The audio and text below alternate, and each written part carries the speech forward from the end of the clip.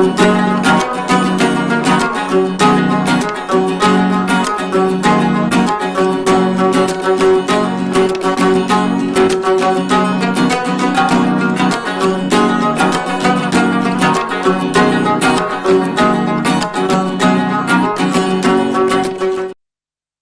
and welcome to MATV, my show Kashmir in Focus. But today we are not going to talk about Kashmir. Today we are going to talk about Israel and Palestine, uh, namely Hamas. Actually, what has happened is when we aired our last program, live program about the conflict between Hamas and Israel, we received a lot of phone calls and there was a lot of demand for a second show.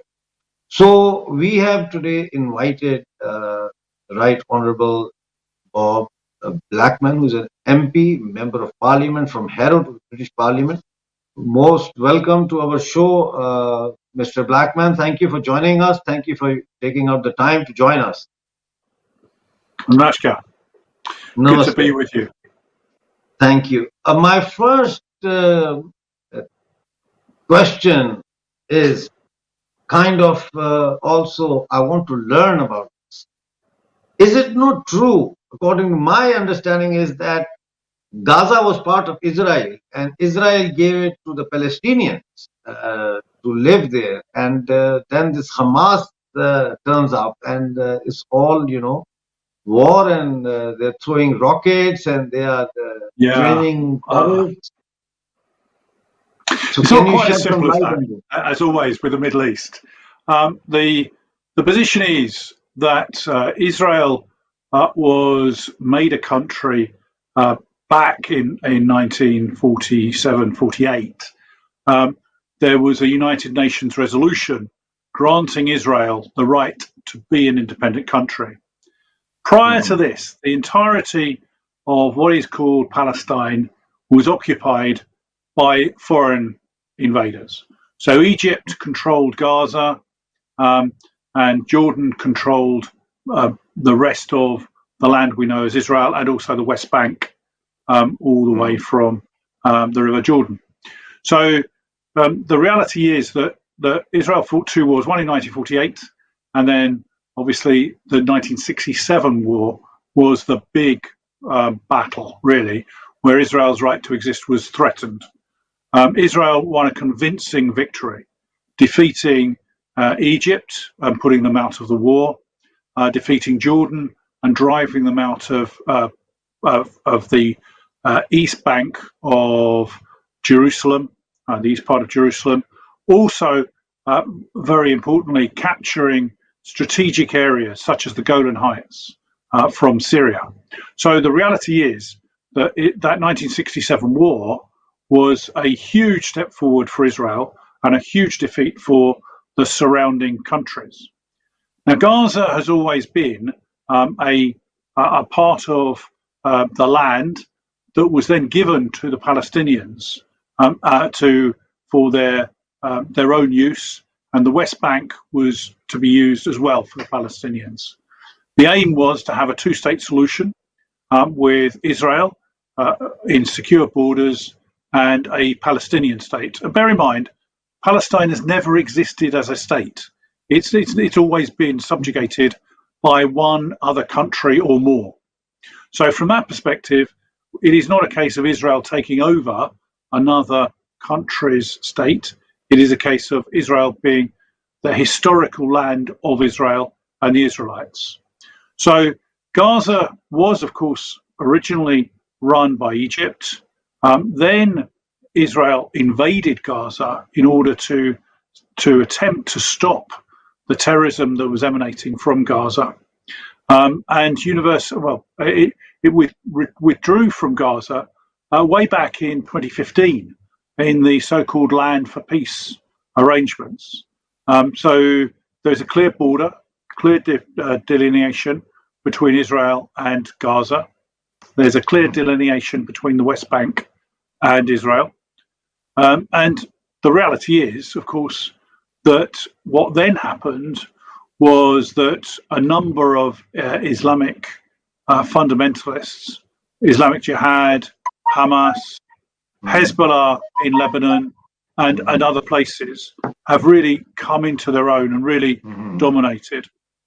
So the Palestinian Authority, which had an election, 12 years ago now, it resulted in Hamas winning the election in Gaza and Fatah winning the election in the West Bank. Overall, President Abbas was made the president of the Palestinian Authority, but really and truly, it doesn't properly function as a body, and this is the big problem of all. And of course, they haven't had an election for 12 years. So, from the perspective of a so-called democracy, Hamas has continued to rule effectively in Gaza by using its armed forces, to subjugate the Palestinian people.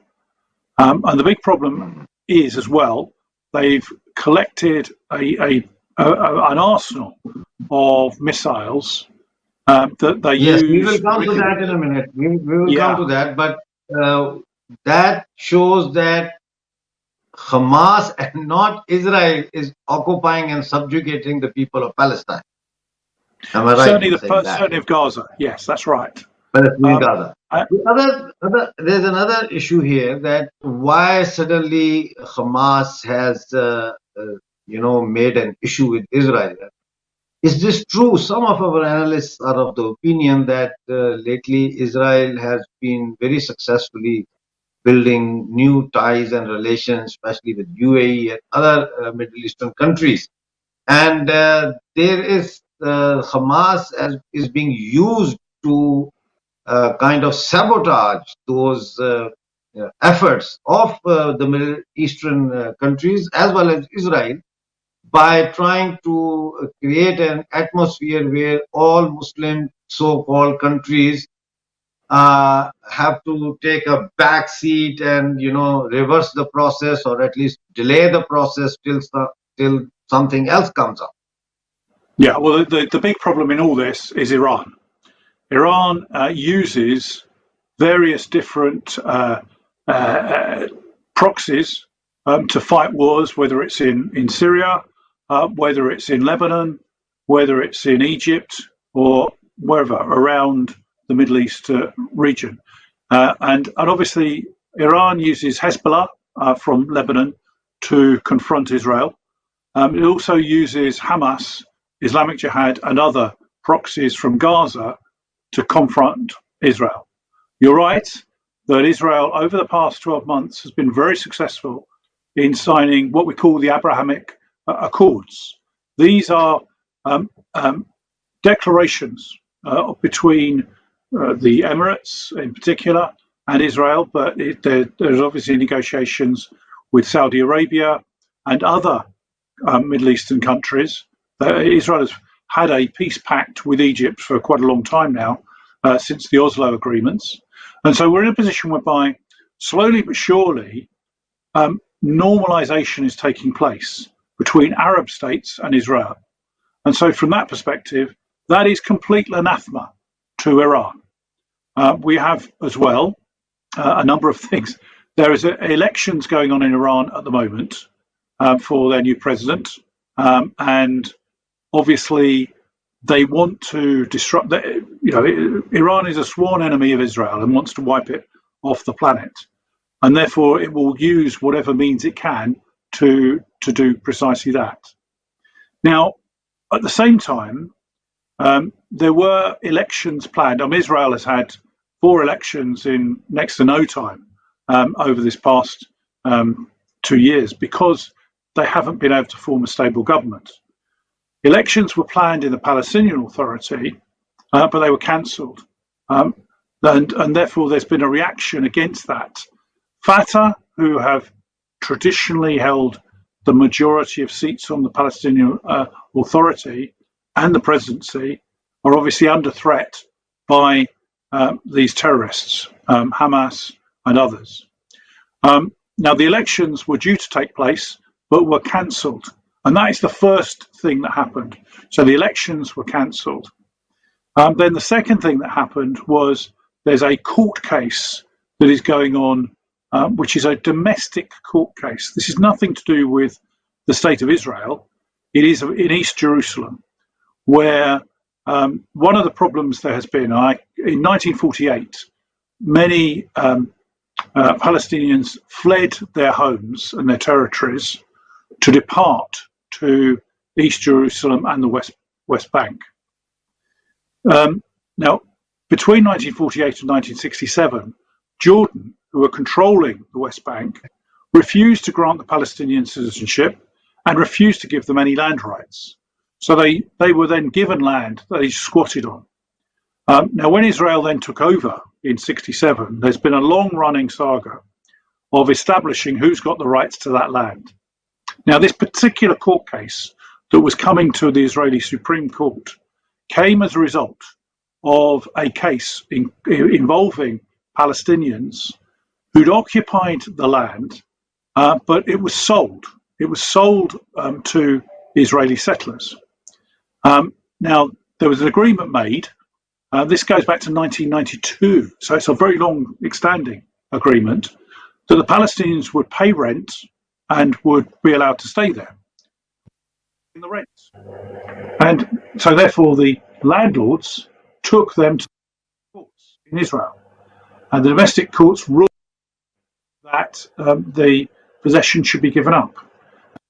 It's been gone through two lots of court proceedings and was due to come before the Supreme Court. That caused a lot of the problems in Jerusalem. Then we had the impact of Jerusalem Day, the day when Jews celebrate the liberation of Jerusalem from Jordan.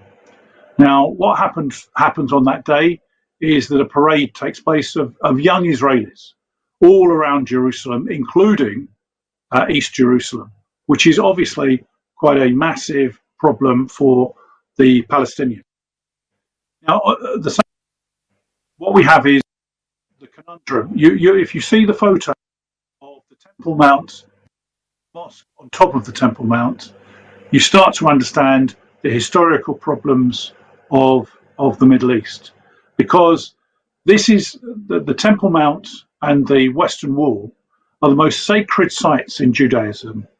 They were the sites of the first and second temples, which were destroyed by the Romans, going back to the beginning after Christ. So what happened then was when the Muslims took over Jerusalem, they built their Al-Aqsa mosque on top of the Temple Mount. And ever since the 1967 war, Israel has guaranteed the rights of Muslims to go to the mosque, and then obviously the Western Wall was eventually opened up, so Jews could go to worship at the Western Wall. But there's to be no development or anything else on that site. What was established was that there were piles of rocks that had been assembled in the mosque, and also it is claimed bombs as well that were going to be hurled down. You have to see this, obviously, hurled down from the mosque onto the demonstrators that were going through on Jerusalem Day. Now, this coincided then with the Israeli police then seeking to take action to prevent that happening. So the Israeli police went into the mosque to try and secure this and prevent violence.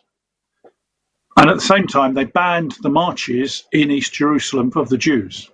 So they were trying to be even-handed in this approach.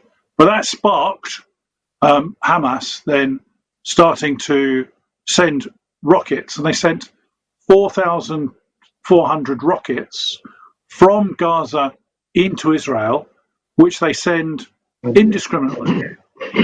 I mean, they So just these they rockets that Hamas was throwing rockets, firing rockets over Israel.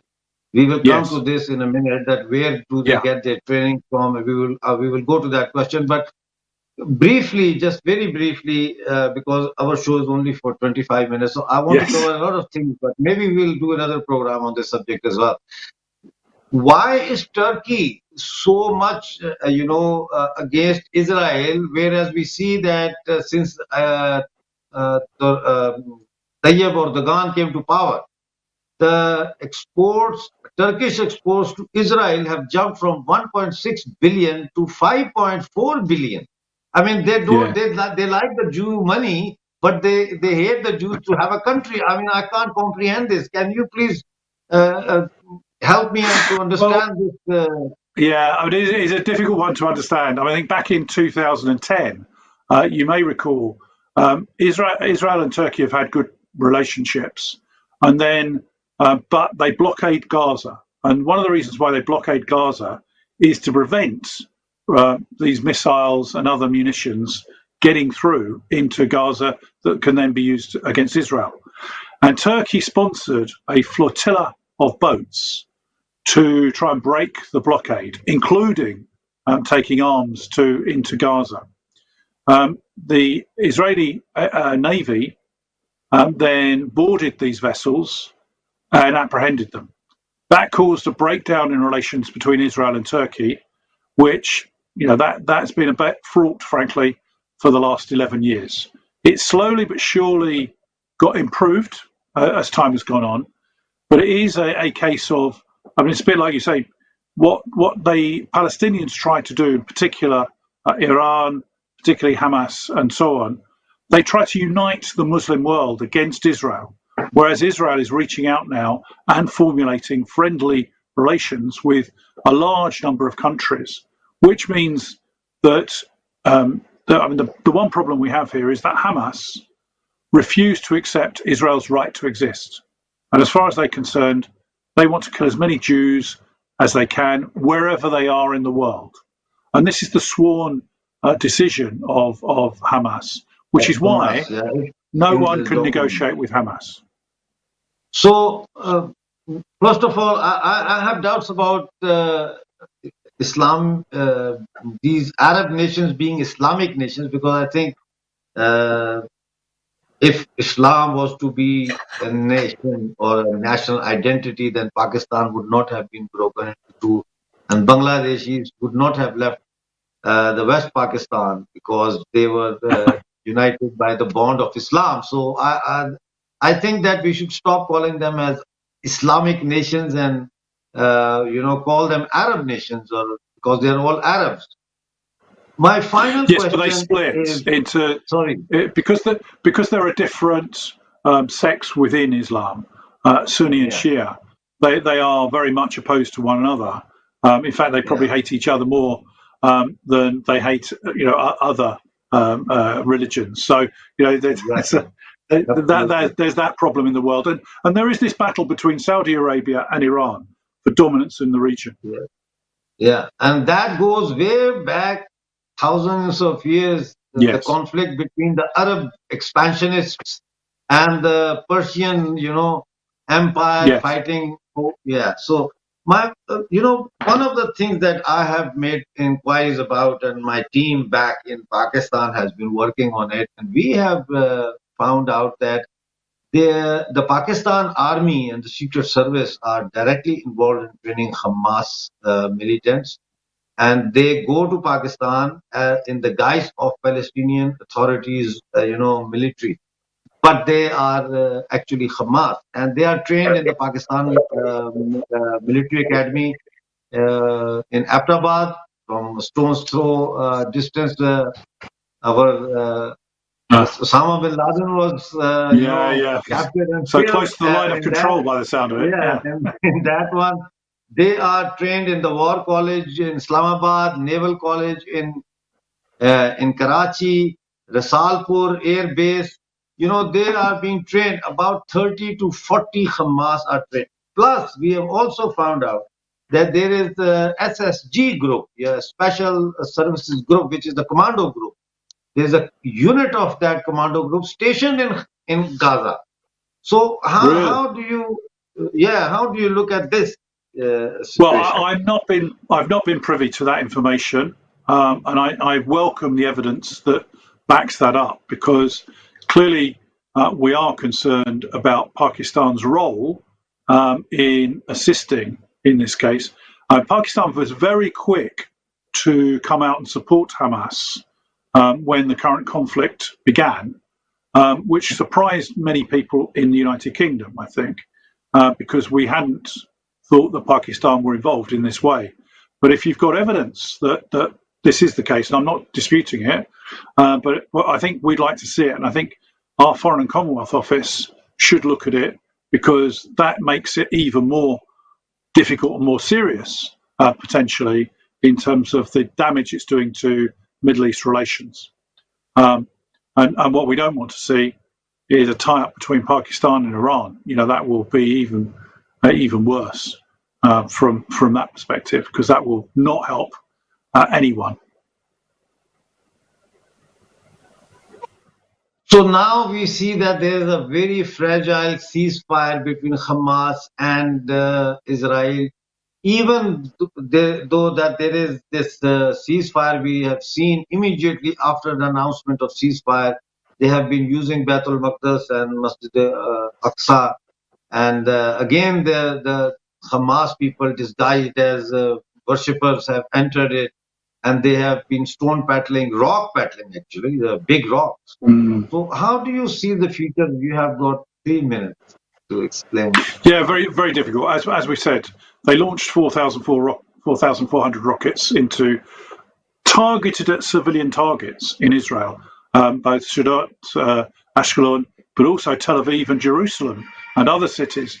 Fortunately, Israel has the Iron Dome and destroyed most of those rockets before they got anywhere. But, and this is a big but, it's estimated that over 400 rockets that they targeted at Israel actually landed back in Gaza and caused civilian deaths. So they will continue to suppress the people of Gaza, I'm afraid. And the reality is that until such time as they're removed, then and their commanders removed from operations, then they will still remain a threat to the state of Israel. And clearly, they'll aim to cause trouble.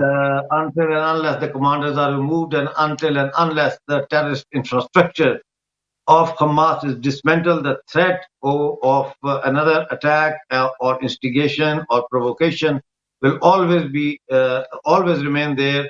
That is what we think we should conclude our program with. The Right Honourable Member of Parliament, British Member of Parliament, Bob Blackman. And Bob, thank you very much for joining us. We would love to have a program over the Pakistani-occupied Jammu Kashmir and Pakistani-occupied I'd be very pleased to talk on that. Because in your parliament, there is always someone standing up and talking about atrocities. I don't know which atrocities, but so-called atrocities taking place in Indian Union territory of Jammu Kashmir, but no one stands up in the parliament, British parliament, talks about us. I come from the Pakistani-occupied Jammu and Kashmir, and we will definitely have you once again. Thank you very much pleased to come on. Namaste. Yeah.